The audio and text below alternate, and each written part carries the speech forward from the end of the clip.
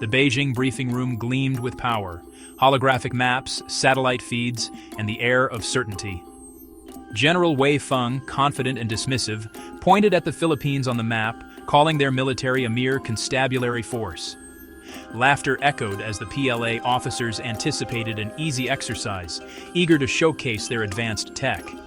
They saw the jungle as just another variable, Filipino soldiers as relics, and local knowledge as irrelevant. The PLA's faith in technology was absolute. They believed their drones and sensors would dominate. But they failed to grasp the true nature of the terrain, or the people defending it. Filipino soldiers were not outsiders in the jungle.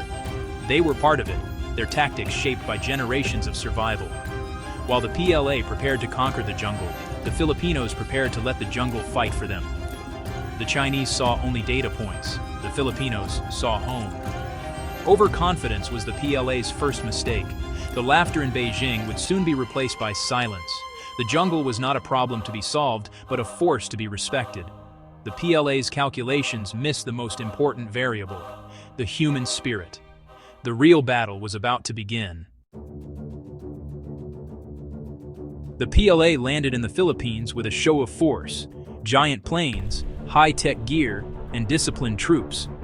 Their base was a fortress of technology, a stark contrast to the Filipino contingent's weathered trucks and faded uniforms. Colonel Santos led his men with quiet confidence, relying on local knowledge and experience. The joint briefing revealed a gulf. Chinese officers spoke in algorithms and data, while Santos pointed to rivers and winds on a battered map. The PLA dismissed his insights as folklore. As the exercise began, the PLA's drones and sensors struggled. Humidity fried circuits, the canopy blocked signals, and robotic mules bogged down in mud. The jungle dismantled their technological edge. Filipino soldiers moved in small, fluid groups, blending with the terrain, communicating with subtle signs and bird calls. Their senses were their sensors.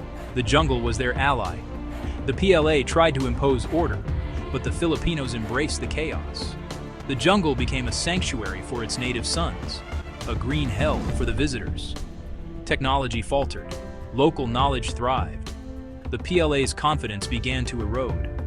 The exercise was no longer about hardware, but about survival.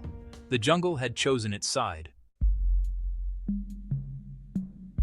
The PLA's doctrine was built on information dominance, centralized command, real-time data, and digital precision. Every soldier was a node in a network, guided by algorithms. But the jungle broke their systems. GPS failed, sensors lied, and orders lagged. The Filipino approach, Sinawali, was the opposite: decentralized, adaptive, and rooted in trust. Squad leaders made decisions on the fly, relying on experience and intuition. Communication was silent, seamless, and human. The PLA's soldiers, trained to trust their screens, became disoriented when technology failed. Filipinos masked their heat signatures, used natural sounds for signals, and vanished into the foliage. The Chinese searched for digital ghosts in an analog world. The real lesson: warfare is human, not just technological. The Filipinos exploited doubt, turning the PLA's strength into a weakness. Confidence in tech gave way to confusion and fear. The jungle was not a simulation. It was a test of will. The PLA brought a supercomputer to a knife fight and lost the thread. The ghosts of the jungle were winning. The Filipino assault started with whispers, not bullets. PLA patrols found flowers on trails, stones mocking their formations, and haunting flute sounds at night. These subtle signs said, "We see you. You are never alone." Filipino soldiers played on local legends, projecting eerie whispers and hanging carved figures from trees. The PLA dismissed it as superstition, but fear crept in during the long, dark nights. Paranoia grew. Patrols lost men without a sound. Trust eroded, and nerves frayed. Filipinos hijacked PLA comms, broadcasting chilling messages and false signals. The jungle became a psychological battlefield. Exhaustion set in. The enemy was everywhere and nowhere. The PLA's perfect information was a lie. Their maps showed order, but the ground was chaos. Confidence evaporated, replaced by anxiety. The hunters became the hunted. The jungle was the Filipinos' greatest weapon. After days of psychological torment, Santos set his trap. The PLA, desperate for a target, pushed into a valley, exactly where the Filipinos wanted them. The valley was a kill zone, prepared for days. The attack began with explosions blocking the column, trapping the PLA. Smoke, noise, and firecrackers erupted, disorienting the enemy and rendering their tech useless. Command broke down. Squads became isolated. Filipino squads slipped in, eliminating soldiers with mock knives before vanishing. The PLA's numbers and tech meant nothing. They fought shadows.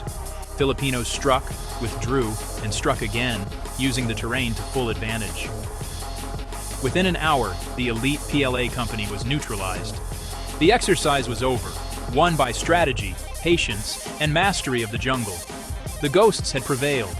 The lesson was clear. The jungle favored its own. The defeat stunned the PLA command. Screens showed chaos. No one understood what had happened. The umpire's report was blunt. The Blue Force was outmaneuvered and defeated. The PLA withdrew in silence, pride wounded. In the debrief, Colonel Santos explained his strategy, using PLA predictability, psychological tactics, and the jungle itself. General Wei listened, chastened. The PLA learned that technology is a tool, not a solution. Morale, initiative, and local knowledge proved decisive. The most advanced sensors are useless if soldiers lose trust in them. The PLA packed up, leaving with respect for their opponents. The exercise became a lesson in humility and adaptation. The dragon had been tamed by the jungle's ghosts. The silence on the flight home was the sound of reflection. News of the jungle dragon exercise spread quickly. For smaller nations, it was proof that clever tactics could defeat superior technology. The Filipino victory inspired a new focus on asymmetric warfare. Major powers took note. Technology alone does not guarantee victory. Military planners emphasize cultural intelligence and decentralized operations. The Filipino model, empowering small units and valuing adaptability, became a case study. The jungle's echo reminded the world that war is a contest of wills, not just machines. In China, the defeat triggered reform and self-reflection. The PLA began to respect adversaries' doctrines and question its own assumptions. The lesson brute force and high-tech gear are not enough. True power lies in adaptability, subtlety, and psychological resilience. The Filipino ghosts proved that spirit and ingenuity can silence even the mightiest dragon. The world was listening and learning.